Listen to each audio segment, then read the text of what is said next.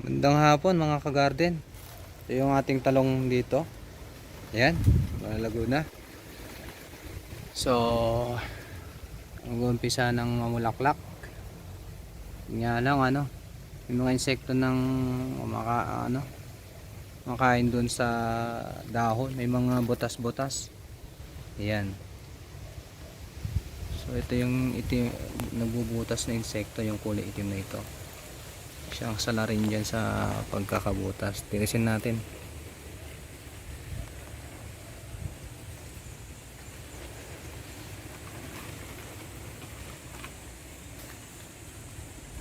Ayan. So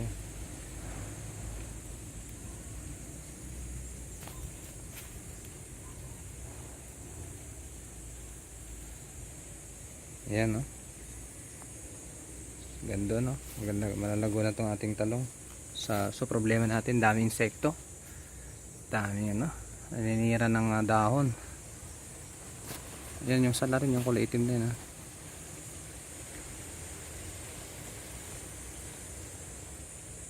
So may bunga na rin mga ka-garden. Ayan, ayan. Ito. Ayan, meron na siya maabang bunga. Tignan pa natin yung iba. So ayan yung iba.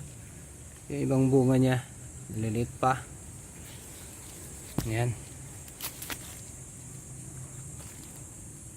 So palaki pala yung mga bunga. Ayan. Ulit lang man itong ating garden.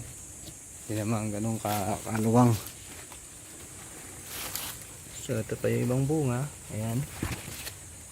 So isang plat to. Puro talong to. Ayan, hanggang dun.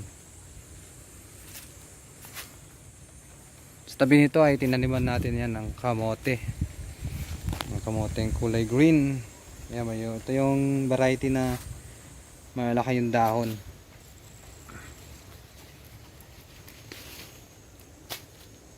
Ayan, malaki yung dahon.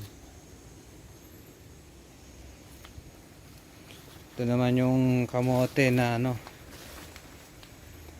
kulay dilaw, para siyang ornamental. Yun naman kulay violet naman. Ayan, yung sabaw niya nagiging violet din. Sa dulo ng tanim natin, ito na yung okra. Ayan yung okra natin. Ayan. So balikan natin itong talong natin. Ayan, alilit pa yung mga bunga. Pero napakasaya naman ang pakiramdam kapag kita natin silang magkakaroon na siya ng bunga. Yung ating pagod ay nawawala